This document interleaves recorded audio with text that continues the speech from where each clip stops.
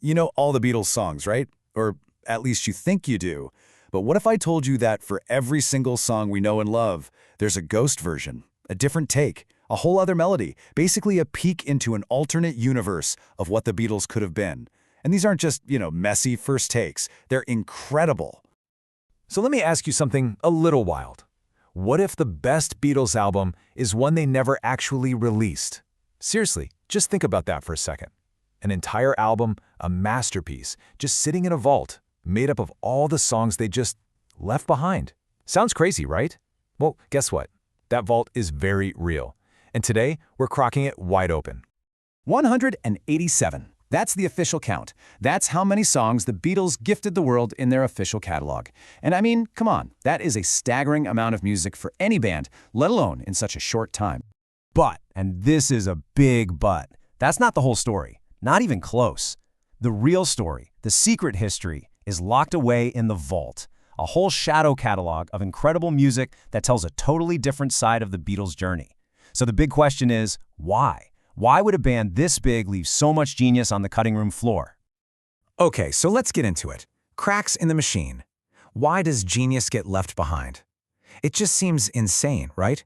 The biggest band on Earth, at the absolute top of their game, and they're just shelving amazing songs? Well, when you look closer, you start to see the cracks forming. Honestly, it was a perfect storm of creativity and, well, chaos.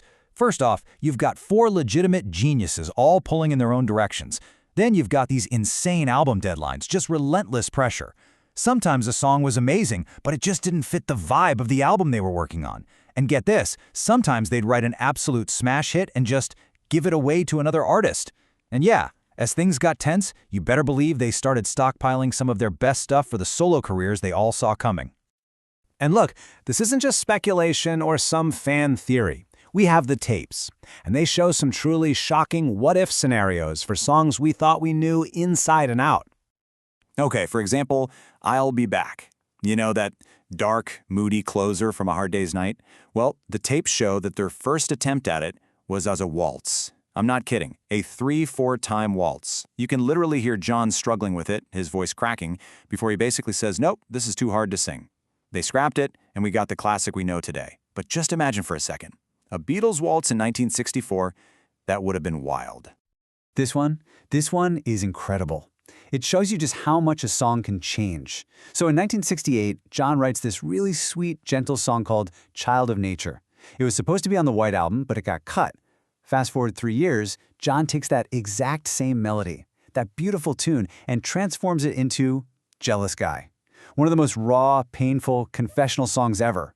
It's the same notes, but a completely different soul. Just amazing. But all of this really brings us to the main event. You just can't talk about rejected Beatles songs without talking about George Harrison. This is the Harrison problem, and honestly, this is where the story of the greatest album the Beatles never made really begins. So, picture this. It's the late 60s. The Beatles are recording their final albums. And George, he's not just the quiet lead guitarist anymore. He is absolutely on fire. He's hitting his creative peak, writing some of the best songs of his entire life. But, and it's a huge but, he had one major problem. Getting one of his songs onto a Beatles record was a constant, exhausting uphill battle. And why? Because of the Lennon-McCartney gatekeepers. I mean, think about it. Since day one, they were the songwriting machine. Everything had to get past them. It was this creative fortress, and George's brilliant songs were basically getting stuck at the gate. So what happens when your songs keep getting rejected?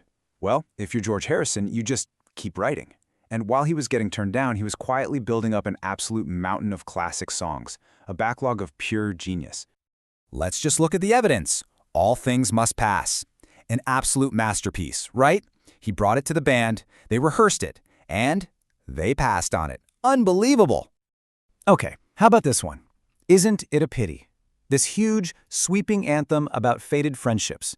It would have been a showstopper on any Beatles album. Nope, rejected.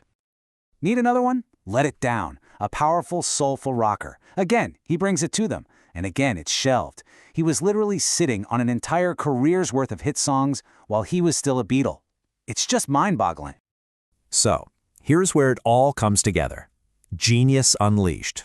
That phantom playlist of rejected songs, it didn't just disappear. It became the bedrock, the very foundation of George's monumental solo album, All Things Must Pass. And we need to be crystal clear about this. These were not B-sides. These weren't throwaways. These were some of the greatest, most profound songs of the entire era. Period. Full stop. The stuff he had on the back burner was arguably better than what a lot of other bands were putting out as their lead singles. Yeah, this quote right here just says it all, doesn't it? The Beatles were so overflowing with genius that the songs they threw away could have launched the entire careers of other artists. That's not just talent, that is an absolute embarrassment of riches. Okay, so I have to ask you, after hearing all this, what's your ultimate lost Beatles track? I mean, out of everything in that vault, what's the one song you wish they had officially released? Jump into the comments and let me know. I'm genuinely curious to see what you pick. Hey, if you had fun cracking open the vault with us, do us a solid and hit that like button. And, maybe subscribe. That way, we can go treasure hunting for another lost story. Thanks for hanging out.